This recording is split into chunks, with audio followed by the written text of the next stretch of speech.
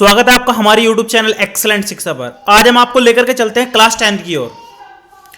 Class 10th में जो बच्चे बहुत पीछे रह गए हैं उनके लिए एक बूस्ट होगा। और मैथ्स चूंकि हम फर्स्ट पार्ट पर हैं, अभी पहले चैप्टर पर हैं, तो यहीं से आप लोग थोड़ा सा देखिए। और मैं आप लोगों से रिक्वेस्ट करूंगा कि आप वेबसाइट पे आकर के विजिट कीजिए। और विजिट में यहाँ पर आप बहुत सारी इंफॉर्मेशन देख सकते हैं। साथ ही चैनल में प्लेलिस्ट में जाइए और यहाँ पर मैथ की प्लेलिस्ट ओपन कीजिए, तो आपको यहाँ पर सारी की सारी चैप्टर आपको मिल जाएंगे। ठीक है, तो अभी हमारा फर्स्ट चैप्टर चल रहा है, आज हम इसको फिनिश कर देंगे। ठीक है, और इंपॉर्टेंट भी है, इसलिए आप लोग शुरू से लेकर लास्ट तक देखिए, वीडियो को अच्छे से समझने की कोशिश कीजिए। तो चलते हैं डायरेक्ट नोट्स पर चलते हैं। तो ये हमारा पहले चैप्टर का तीसरा पार्ट है और लास्ट पार्ट है। ठीक है, तो अभी हम क्या करते हैं, स्क्रीन को पहले बड़ा कर लेते हैं। तो इस चीज को आप समझिए, ये प्रमेय आप लोगों के लिए बोर्ड के लिए बहुत ज्यादा इंपॉर्टेंट है, क्योंकि इससे क्वेश्चन आपका आएगा जरूर। ठीक है, तो प्रमेय देखो क्या कह रही है। मान लीजिए P एक अभाज्य संख्या है, यदि P एक स्क्वायर को विभाजित करती है तो P a को भी विभाजित करेगी, जहां a एक धनात्मक पूर्णांक है। जहां a एक धनात्मक पूर्णांक है। तो इस क्वेश्चन को मैं मतलब बिल्कुल लोकल लैंग्वेज में आपको बताता हूं, जो सबसे ज्यादा लोकल लैंग्वेज है। आप ये समझिए कि अगर 25 है, 25 क्या है, ये आपका a स्क्वायर यानी 5 का स्क्वायर है। अगर मैं कोई संख्या p मान लूं, p जो आपका इसका एक गुणनखंड है, इसका एक गुणनखंड है, 25 का एक गुणनखंड क्या है, 5 है। तो ये बोल रहा है कि अगर p a स्क्वायर को काट रहा है, अगर p a स्क्वायर को काट रहा है यानी विभाजित कर रहा है, तो p a को भी विभाजित करेगा। आप देख लो, 5 को भी डिवाइड कर देगा। ये बिल्कुल सिंपल समझने की बात है। जैसे मैं आपका एक और एग्जांपल लूं, वो बोल रहा है मान लीजिए p एक अभाज्य संख्या है, तो p a स्क्वायर मान लो आप 169 ले रहे हो, तो यहां पर a स्क्वायर की बात चल रही है, तो a स्क्वायर आपका किसका हुआ, ये आपका 13 का हुआ। तो यानी a का मान आपका कितना होगा, 13 होगा। तो वो बोल रहा है अगर इसका एक गुणनखंड किया जाए तो इसके गुणनखंड आएंगे 13 गुणा 13। तो यहां पर p का मान आपका कितना हो गया, 13 हो गया। तो ये बोल रहा है कि p इसको भी क्या करेगा, विभाजित करेगा। अभाज्य गुणनखंड अगर है तो वो उसको क्या करेगा, विभाजित करेगा। ये बहुत सिंपल लॉजिक है, आपको समझना चाहिए, लॉजिक आपके दिमाग में सेट हो जाना चाहिए। अगर ये सेट हो गया ना आपका, तो समझो आपका क्वेश्चन बहुत इजीली बन जाएंगे। आपको बस ये ध्यान रखना है, अगर a स्क्वायर कट रहा है ना p से, अगर a स्क्वायर, सिंपल लॉजिक ये, अगर a स्क्वायर आपका किससे कट रहा है भाई, p से कट रहा है, तो a भी आपका किससे कटेगा, p से कटेगा, p से कटेगा। ये आपकी प्रमेय, आपको उसको ध्यान में रखना है। और मैंने आपको लॉजिकली समझा दिया है, बस ये आप थियोरेटिकल अगर समझना है तो आप इसको बुक में एक बार पढ़ लीजिएगा, लेकिन आपको कॉन्सेप्ट समझना है। क्लियर, आगे चलते हैं। अभी इससे रिलेटेड बहुत सारे क्वेश्चन आएंगे। अगर मैं इसको प्रूफ करने की बात करूं तो मैं आपको प्रूफ करके भी इसको दिखा सकता हूं। थोड़ा सा मैं समझाने की कोशिश करूंगा कि कैसे आप लोग इसको प्रूफ करने की कोशिश करेंगे। देखो, चलो मैं बता देता हूं, वैसे ये समझने की बात नहीं है, लेकिन फिर भी आप कोशिश कीजिए। मान लो हमारे पास कोई a स्क्वायर संख्या है और उसके मैंने क्या किया भाई, गुणनखंड किए। गुणनखंड कीजिए मतलब हमने कुछ भी गुणनखंड किए, या फिर आप ऐसा मान कर चले, मान लो हमारे पास एक a कोई संख्या है जिसके गुणनखंड है p1, p2, p3 and pn। ये किसके गुणनखंड है, a के गुणनखंड है। समझ रहे हो मेरी बात। जब मैं क्या करूंगा, इसका स्क्वायर करूंगा, तो स्क्वायर करने के बाद यहां पर क्या जाएगा, ऐसे करके आ जाएगा, आएगा कि नहीं। तो इसका मतलब क्या है, इसका मतलब है अगर हमारे पास कोई p1 है ना, किसको, a स्क्वायर को विभाजित कर रहा है, तो p क्या करेगा, p1 क्या करेगा, तो p1 a को भी विभाजित करेगा। क्लियर, ये क्लियर हो गया ना। बस यही एक कॉन्सेप्ट है जो आपको समझने की जरूरत है। और एग्जाम्पल के थ्रू मैंने ये प्रैक्टिकली आपको दिखा दिया। अगर 25 कट रहा है ना, किससे कट रहा है, p से यानी 5 से कट रहा है, तो सिंपल बात यह है कि 5 भी आपका 5 से कटेगा। आगे चलते हैं, अब हम इसके ऊपर क्वेश्चन देखेंगे। देखिए क्वेश्चन कैसे कैसे आ रहे हैं। सिद्ध कीजिए कि निम्नलिखित संख्या है अपरिमेय संख्या है। ये उदाहरण है, एग्जाम्पल है। तो मैं पहले वाला एग्जाम्पल आपको समझाता हूं, √2 वाला। ये बोर्ड में बहुत बार पूछा गया है, 2019 में, 2020 में, 2022 में बहुत बार ये रिपीट हुआ है। वो बोल रहा है कि इसको प्रूफ करो, ये कैसी संख्या है, अपरिमेय संख्या है। कैसी संख्या, अप्रिमेय। अप्रिमेय का मतलब होता है जिसको हम p/q की फॉर्मेट में नहीं लिख सकते, जहां q बराबर 0 नहीं है, इस फॉर्मेट में हम इसको नहीं लिख सकते। तो हम प्रूफ करेंगे क्यों नहीं लिख सकते। क्लियर, यह बात क्लियर हो गई। अब चलते हैं इसको प्रूफ करने के लिए। ठीक है, बिल्कुल आराम से समझने की कोशिश कीजिए, मैं आपको बिल्कुल आराम से समझाने की कोशिश करूंगा। हम क्या करेंगे, पहले इसको मान लेंगे कि माना ये एक परिमेय संख्या है। हम मानेंगे उल्टा लेकर के चलेंगे। माना √2 एक परिमेय संख्या, मैं क्या मान रहा हूं, परिमेय संख्या है। हम इसको क्या करके दिखा रहे हैं, हम उल्टा लेकर के चल रहे हैं। तो जब √2 एक परिमेय संख्या है तो √2 बराबर क्या होगा, p/q के रूप में होगा कि नहीं, क्योंकि परिमेय संख्या क्या परिभाषा है, p/q के रूप में, और जहां आपका q का मान बिल्कुल भी 0 नहीं है। ये क्लियर होगा, क्यों हुआ, क्योंकि हमने ये मान लिया है। क्लियर बात हो गई। अब हम क्या करेंगे, इसकी इधर मल्टीप्लाई कर लेंगे तो ये हो जाएगा आपका √2q और बराबर हो जाएगा आपका p। बिल्कुल लॉजिकली लेकर के चलिए, टेंशन बिल्कुल भी नहीं लेनी है। क्लियर हो गया इतना। तो यहां पर अगर मैं इसका स्क्वायर कर दूं तो इसका स्क्वायर हो जाएगा 2q² बराबर p²। इसका मतलब क्या हुआ, इसका मतलब क्या हुआ, यहां पर सोचने की बात है। इसका मतलब क्या हुआ, इसका मतलब हुआ कि ये जो है ना, ये p² ये 2 से कट रहा है। क्यों कट रहा है, क्योंकि अगर मैं इसको ऐसे करके लिख दूं, अगर मैं लिख दूं कि q² बराबर, तो ये आ जाएगा आपका p²/2, यानी 2 से इसको भाग देकर के ये आ रहा है।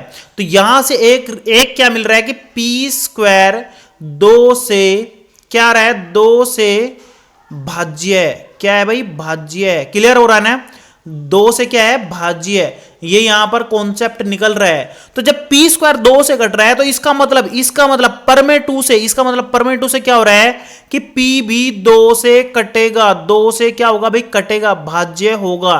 तो यहां पर एक चीज क्लियर हो गई कि p है ना आपका क्या है कि एक 2 से कट रहा है, 2 से क्या हो रहा है, कट रहा है। क्या हो रहा है, 2 से कट रहा है। तो यहां पर मैं एक चीज मान सकता हूं कि मैं इसको p को कुछ भी 2 का गुणांक मान सकता हूं। क्या मान सकता हूं, गुणांक मान सकता हूं।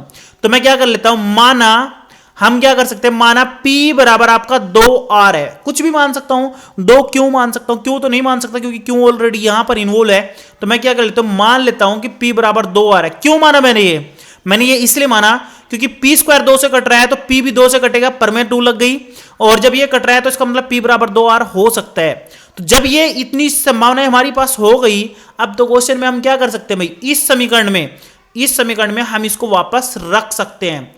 तब करके बोल देंगे, तब हमारे पास क्या होगा, 2q² बराबर आ जाएगा आपका p², p का मान आपका कितना है, 2r का स्क्वायर हो जाएगा। तो इसका मतलब 2q² बराबर हो जाएगा आपका 4r²। इसको आप काट देंगे तो काटने के बाद क्या बचेगा, इधर बचेगा आपका q² बराबर, इधर बचेगा आपका 2r²। यहां से फिर आपकी कल्पना निकल जाएगी। इसका मतलब यहां से फिर से कल्पना निकल जाएगी कि क्या निकल जाएगी, कि क्यों भी 2 से कट रहा है। इसका मतलब हो जाएगा q² क्या हो रहा है, 2 से भाज्य है। q² क्या हो रहा है, 2 से भाज्य है। तो इसका मतलब क्यों भी क्या हो रहा है, 2 से कटेगा, यानी 2 से भाज्य होगा। परमेय 2 यहां पर लग रही है। तो यहां पर आपने क्या देखा, कि 2 से आपका p भी कट रहा है, 2 से आपका q भी कट रहा है, और परिमेय संख्या की परिभाषा क्या है कि ये p/q आपका किसी से नहीं कटेगा। लेकिन आप क्या देख रहे हैं, कि p भी और q भी आपके 2 से कट रहे हैं, p भी और q भी आपके 2 से कट रहे हैं। तो इसका मतलब क्या होगा, अतः हमने यहां गलत माना है कि √2 एक परिमेय, हमने क्या माना था, परिमेय संख्या है, जो कि अपरिमेय संख्या। हम ऐसा करके लिख रहे हैं कि हमने यहां पर गलत मान लिया कि √2 एक परिमेय संख्या है, वास्तव में वह क्या संख्या है, अपरिमेय संख्या है। तो कॉन्सेप्ट आपको समझ में आ गया होगा। आपको सिर्फ क्या करना है, आपको यहां पर √2 को आपको p/q की फॉर्मेट में मानना है, और बाद में प्रूफ कर देना है कि p और q भी किसी ना किसी नंबर से कट रहे हैं, जो कि वास्तव में कटने नहीं चाहिए थे। तो इतना क्लियर करने के बाद आपका आंसर यहां पर आराम से बन जाएगा। इसके बाद बहुत सारे क्वेश्चन है जो आपके पेपर में आए हैं। √3 का भी सेम कॉन्सेप्ट है, आप √3 भी यहां पर कर सकते हैं। और यहां पर बोर्ड में बहुत बार पेपर में क्वेश्चन पूछा गया √5 का, हो सकता है वो एक्सरसाइज में मिल जाए। थोड़ा आगे चलते हैं। यहां पर अगला एक क्वेश्चन है, ये भी आपका समझने लायक क्वेश्चन है, इसको भी मैं समझा देता हूं। क्वेश्चन ये भी आपका सेम फॉर्मेट से चलेगा, इसको भी हम बिल्कुल सेम फॉर्मेट, बिल्कुल सेम फॉर्मेट से क्या करेंगे, सोल्व करेंगे। तो सोल्व करके देखें एक बार। तो देखो हम क्या करेंगे, हम मान लेंगे कि यहां पर हम क्या करेंगे, मान लेंगे, मैं पहले पेंसिल का रंग चेंज कर लेता हूं, थोड़ा सा अच्छा सा हो जाएगा, तो रेड कर लेते हैं। मैं क्या कर लेता हूं, माना यह एक परिमेय संख्या है। क्या कर रहा हूं मैं, परिमेय संख्या है। तो जब ये एक परिमेय संख्या होगी तो हम क्या कर लेंगे, हम यहां पर कर लेंगे कि 2 + √3 बराबर हो जाएगा आपका p/q, शर्त हमारे पास यहां पर क्या है कि क्यू 0 के बराबर नहीं है। क्लियर हो गया? ये हमने माना है, हम इसको लास्ट में प्रूफ करेंगे कि P बटे क्यू भी किसी ना किसी से कट रहा है, और चूंकि किसी ना किसी से कट रहा है तो इसका मतलब क्या है? इसका मतलब क्या है? इसका मतलब ये है कि ये एक अप्रिमेय संख्या है। चलेंगे लेकर के आगे। तो अभी मैं यहां से क्या करता हूं, यहां से मैं √3 को तो इधर ही रख लेता हूं और इसको लेकर के चलता हूं P बटे क्यू को -2 करके। तो इस चीज को आप बिल्कुल ध्यान से देखिए, बिल्कुल सिंपल से आराम से देखिए, ठीक है? तो ये इसका मतलब है कि अगर ये परिमेय संख्या है तो ये भी आपकी परिमेय संख्या होगी। क्या होगी? ये भी एक आपकी क्या होगी? परिमेय संख्या होगी। क्लियर? तो इसका मतलब है अगर ये आपकी परिमेय संख्या है तो ये भी आपकी क्या होगी? परिमेय संख्या। तो यहां पर हम लिख देंगे चूंकि P बटे क्यू व दोनों परिमेय संख्या है। कैसी संख्या है? परिमेय संख्या है। इसलिए इनका अंतर हो रहा है ना, इनका अंतर भी एक परिमेय होगा। इनका अंतर भी क्या होगा भाई? इनका अंतर भी क्या होगा? एक परिमेय संख्या होगा। यानी ये क्या होगा? आपका परिमेय संख्या होगा। ये क्या होगा? आपका परिमेय संख्या होगा। लेकिन अब हम लिख देंगे, हम लिख सकते हैं यहां पर, लेकिन क्या लिख सकते हैं? लेकिन √3 एक अपरिमेय संख्या है। अपरिमेय संख्या ये आपने किसके बेस पर कहा है? ये प्रैक्टिकली आपने जो ऊपर प्रूफ किया है उसके बेस पर किया है। बाकी आप इसको प्रूफ भी कर सकते हैं। तो आप यहां पर क्या लिख देंगे? लेकिन √3 एक अपरिमेय संख्या है, इसलिए यहां P बटे क्यू भी अपरिमेय संख्या होगा। अपरिमेय संख्या होगा। अतः करके लिख देंगे, अतः 2 + √3 भी अपरिमेय संख्या है। इस तरीके से आप इसको शॉर्ट में लिख सकते हैं। बाकी आप इसको पूरा भी प्रूफ कर सकते हैं। आप इसको क्या कर सकते हैं भाई? पूरा भी प्रूफ कर सकते हैं। पूरा कैसे? आगे √3 को आप अलग से प्रूफ कीजिए, जैसे मैंने अभी ऊपर √2 करके दिखाया आपको, ठीक है? तो ऐसे करके इसको आप पूरा कंप्लीटली भी प्रूफ कर सकते हैं। अगर आपको कोई प्रॉब्लम इसमें फेस होती है तो आप हमें व्हाट्सएप पर कंफर्म करके पूछ सकते हैं, या फिर आप बुक से भी देख सकते हैं, ठीक है? आगे चलते हैं। ये भी क्वेश्चन आप दर्शाए कि 3√2 एक अपरिमेय संख्या है। तो इसको मैं पूरा प्रूफ करके दिखाऊंगा आपको, पूरा कंप्लीटली। तो यहां पर आपको देखो, पहला जो आपका स्टेप है, आपको मानना है, माना कि 3√2 एक परिमेय संख्या है, अपरिमेय संख्या है। हम यहां पर उल्टा मानेंगे। क्या मानेंगे? उल्टा मानेंगे। परिमेय संख्या है, परिमेय संख्या है। बिल्कुल आराम से मान लेंगे, ठीक है? क्लियर हो गया? तो अब हम क्या करेंगे? अब हम मान लेंगे कि 3√2 बराबर होगा आपका P बटे क्यू की फॉर्म में, और शर्त क्या है कि क्यू 0 के बराबर नहीं है। क्लियर हो गया इतना? यहां तक कोई दिक्कत नहीं है। अब हम थोड़ा सा इसको सोल्व करेंगे। देखो, ये आपका 3√2 बराबर P बटे क्यू। अगर मैं क्या करूं? इसका वर्ग कर लूं। अगर मैं क्या कर लूं? इसका वर्ग कर लूं, तो वर्ग करने से थोड़ा सा क्या हो जाएगा? वर्ग करने से हमारे पास क्या हो जाएगा? ये क्वेश्चन बन जाएगा, थोड़ा सा सोल्व हो जाएगा। तो मैं पूरा कंप्लीट सोल्व करने की बात कर रहा हूं। तो मैं क्या कर लेता हूं? यहां पर मैं इसको वर्ग कर लेता हूं। 9 × 2 हो जाएगा, और यहां पर P² बटे Q² हो जाएगा। तो अगर मैं यहां पर चेक करूं तो कितना हो जाएगा? आपका 18 हो जाएगा। 18 बराबर हो जाएगा आपका P² बटे Q²। अगर मैं यहां पर इसके गुणनखंड कर लूं तो गुणनखंड करने के बाद हमारे पास हो जाएगा 3 × 3 × 2 बराबर आपको हो जाएगा P² बटे Q²। तो यहां पर अगर मैं इसको इधर ले जाकर के लिख दूं तो यहां पर हो जाएगा आपका 3 × 3 × 2 × Q² बराबर P²। तो यहां पर मैं क्या कह सकता हूं? यहां पर मैं कह सकता हूं कि ये 3 ये 2 P² को क्या कर रहे हैं? विभाजित कर रहे हैं। तो मैं लिख सकता हूं कि P² आपका 2 से कट रहा है, मैं 2 से लेकर के चल रहा हूं। तो इसका मतलब आपका P भी क्या करेगा? 2 से कटेगा मतलब विभाजित होगा। ये क्लियर हो गया? तो अब ये सेम आपकी चीज समझ में आ गई ना? तो अब आप क्या करेंगे? अब इस P को आप कुछ ना कुछ मान लेंगे। मैं यहां पर करूंगा, अब माना P बराबर 2R। अभी मैंने ऊपर मान करके दिखाया, P बराबर मैंने क्या किया? 2R मान लिया है। अब इस 2R को मैं यहां पर अप्लाई करूंगा। मैं यहां पर क्या करूंगा? इसको अप्लाई करूंगा। तो मैं यहां पर क्या हो जाएगा आपका? 3 × 3 × 2 गुणा यहां पर आपका Q² है, तो इधर आ जाएगा आपका 2R का स्क्वायर। क्लियर हो गया? क्लियर हो गया? आगे चलते हैं। अभी मैं यहां पर क्या करूंगा? तो जाएगा 3 × 3 × 2 × Q² बराबर इधर हो जाएगा आपका 4R²। तो इस 2 से ये 2 कट जाएगा, तो इधर हो जाएगा आपका 3 × 3 Q² बराबर 2R²। तो यहां पर ये क्यू स्क्वायर भी इस 2 से कट रहा है, तो यहां क्यू स्क्वायर किससे कट रहा है? 2 से कट रहा है, तो क्यों भी किससे कटेगा? 2 से कटेगा।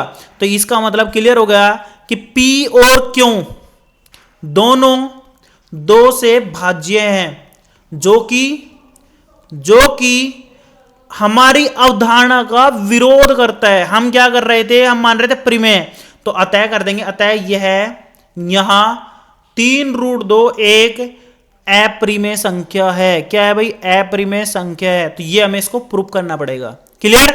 अभी ये एक्सरसाइज इसमें क्वेश्चन दिया √5, इसको आप आराम से प्रूव करके दिखाएंगे, क्योंकि ये √2 और √3 दोनों के जैसा, और 2√3 अभी जो हमने किया है सेम क्वेश्चन बन गया। ये मैं आप पर छोड़ देता हूं, बिल्कुल आपको करना है, मेहनत करनी है, मेहनत से बिल्कुल भी आपको घबराना नहीं है। क्लियर? आगे चलते हैं, एक और क्वेश्चन देख लेते हैं। यहां पर मैं एक क्वेश्चन बताऊंगा जो आपका इंपॉर्टेंट है, ये वाला। इस क्वेश्चन को मैं यहां पर करवा देता हूं। ये आपका 3/2√5 बराबर, हम पहले क्या करेंगे? पहले स्टेप में क्या करेंगे? मान लेंगे, माना ये एक परिमेय संख्या, तो मैं क्या कर लूंगा? P/Q लिख लूंगा। क्लियर? और जहां पर साफ साफ है कि Q बराबर आपका 0 नहीं होना चाहिए। क्लियर हो गया? दूसरे स्टेप में मैं क्या करूंगा? इसको सोल्व करने की कोशिश करूंगा। तो मैं क्या करूंगा? इस √5 को इधर ले जाऊंगा, सब चीजों को इधर ले जाऊंगा। तो मैं ऐसे करके करूंगा, यहां पर 3Q बराबर 2√5P। क्लियर? यहां तक कोई दिक्कत नहीं है। अभी मैं इसको और नीचे ले जाऊंगा, 3Q/2 यहां पर रूट नहीं लेंगे, 2P लेंगे, और बराबर इधर आपका हो जाएगा √5। तो यहां पर आपको पता होना चाहिए, यहां पर आप क्या करेंगे? यहां पर आप एक छोटा सा कॉन्सेप्ट लगाएंगे, या तो आप डायरेक्ट ऐसे करके बताएंगे क्यों और 2P एक परिमेय संख्या है। क्या है? परिमेय संख्या है, अतः इनका भाग भी एक परिमेय संख्या होगा, इसलिए √5 एक परिमेय संख्या होना चाहिए। मैं क्या कह रहा हूं? इसका और इसका भाग भी एक परिमेय संख्या होगा, क्योंकि ये दोनों परिमेय संख्या हैं। और जब ये दोनों परिमेय संख्या है, तो इधर आपका क्या हो गया? परिमेय संख्या का, लेकिन √5 आपका एक अपरिमेय संख्या है। ये आपका जब अपरिमेय संख्या है, तो इसका मतलब परिमेय संख्या अपरिमेय संख्या के बराबर नहीं हो सकती। तो हम क्या सोच रहे हैं? इसका मतलब हमारी अवधारणा गलत है। अतः हम क्या करके लिखेंगे? अतः √3/2√5 एक अपरिमेय संख्या। क्या है? एक अपरिमेय संख्या है। क्लियर? तो यहां तक आपको क्लियर हो गया। आज ये चैप्टर आपका कंप्लीट हो गया। इस चैप्टर में अगर आपको कुछ भी क्वेश्चन है तो आप हमें पूछ सकते हैं, हम आपको फुल सपोर्ट करेंगे। आपको क्या करना है? इसके क्वेश्चन भी सोल्व करने की कोशिश करनी है, एग्जाम्पल सोल्व करने हैं, और थोड़ी सी मेहनत करनी है इसमें। ठीक है? दूसरा नेक्स्ट जो चैप्टर चलेगा हमारा बहुपद चलेगा। अभी हम बहुपद के बारे में अभी लेकर के आएंगे नई वीडियो, आपको मेहनत करनी है बस, और बने रहना, हमारे कांटेक्ट में रहना है। आज के लिए इतना ही, फिर मिलेंगे किसी नेक्स्ट वीडियो में। Thank you.